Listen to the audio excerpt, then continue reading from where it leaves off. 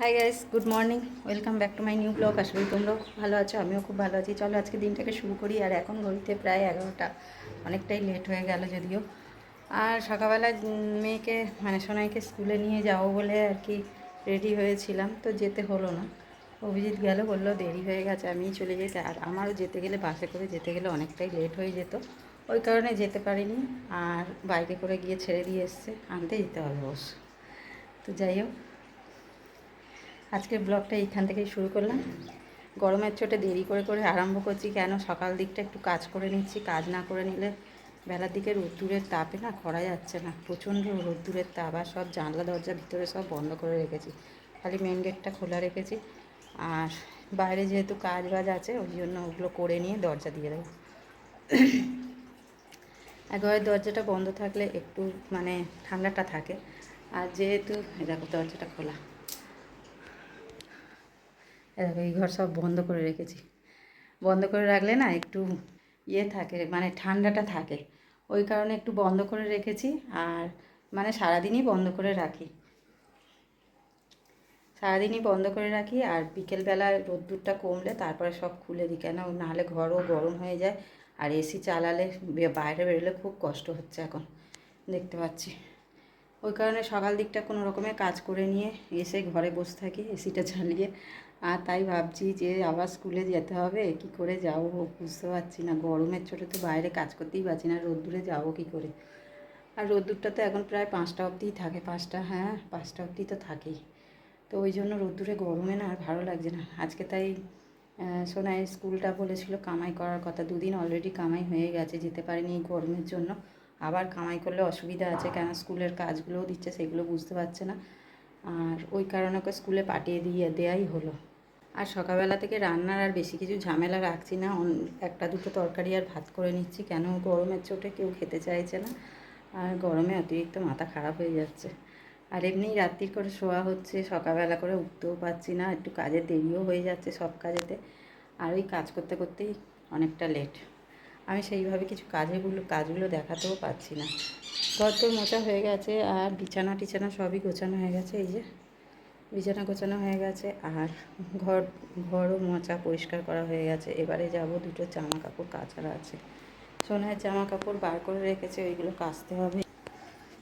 এখানে এগুলোকে ডুবিয়ে দেবো, দিয়ে তারপরে কেচে স্নান করে নেবো। স্নান করে তারপরে ঘরে বসবো। চলো করে নেওয়া যাক।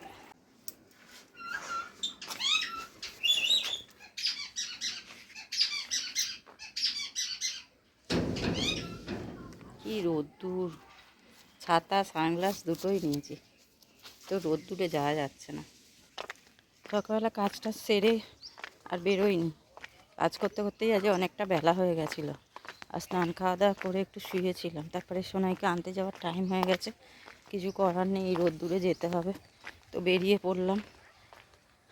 দিয়ে আসবে বলেছিল বাস স্ট্যান্ড অবধি, আমি বারণ করলাম এই রোদ্দুরে আবার আনতে যাবে, ওই জন্য আমি বলি নিজেই হেঁটে চলে যাই।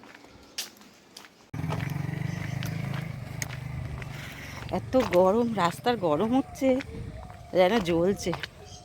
আর ঘরের ভেতর ঠান্ডা ছিল, তো বেরিয়েছি যেন মনে হচ্ছে যেন আরও গরমের তাপটা এসে গায়ে লাগছে, মনে হচ্ছে যেন ফসকা পড়ে যাবে। বেলা হয়ে গেছে, তাও কি রোদের তেজ, এত রোদের তেজ ধারণার বাইরে। আর ফাঁকা রাস্তায় যেন আগুন, যেন মনে হচ্ছে যেন আগুনের তাপ উঠছে। হেঁটে গিয়ে আর ওখানে সাথে সাথে বাসটাও পেয়ে গেছি, উঠে বসে পড়লাম। আর দুপুরবেলা তো ফাঁকাই বাস। রুটি খাবি? আমার রুটি তাই কালকে খাবে চা না, ও খাচ্ছে। ওরে খাই শরবত করে খাবে চা। 3 ছিল রাইস হয়ে গেছে। তোর কি নামে আছে ওটা? কি করবি, ভাত করবি? ভাতই করবো। ভাতই তো করতে বলছি। কতটা চাচ্ছিস? আর স্কুল থেকে অনেকক্ষণ আগেই চলে এসেছি, আর এসে ডিউটি চা ফা খাওয়া হয়ে গেছে, এখন সব সবাই বসেছি। ভালো আছে। এবারে খাবার দাবার হবে তোর রাতে, বর কি তো বাড়িতে? একটু পরে আবার বেরোতে হবে, তো বেরোবো। তো কাল সেই পরশুদিন চলো, ফোন করেছিলে, আমি একটু বেরিয়েছিলাম, ওই জন্য। রেডি হয়ে গেলাম। এবার একটু বেরোনোর আছে, বেরোবো, কেন সোনায় প্রজেক্ট করতে দিয়েছে স্কুলের, ওইগুলো কিছু কেনাকাটার আছে, তো ওইগুলো কিনে নিয়ে আসবো ভাবছি। সন্ধেবেলায় না গেলে আর হবেও না, কেন ওদের সামনে একদিন পরই মনে হচ্ছে নেবে জমা, তো ওগুলোকে তো রেডি করতে হবে, তাই জন্য আজকেই বেরোতে হবে।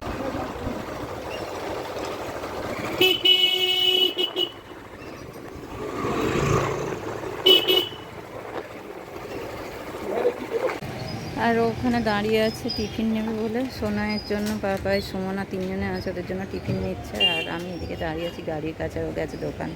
ওখানটায় খুব গরম লাগছে, ওই জন্য এদিকে চলে এলাম।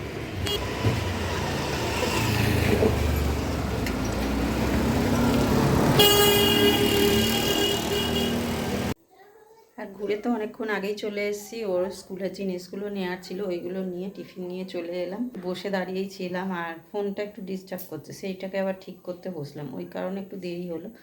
তো আজকের ব্লগটা এই অবধিই রাখলাম, দেখা হচ্ছে পরের নেক্সট ব্লগে।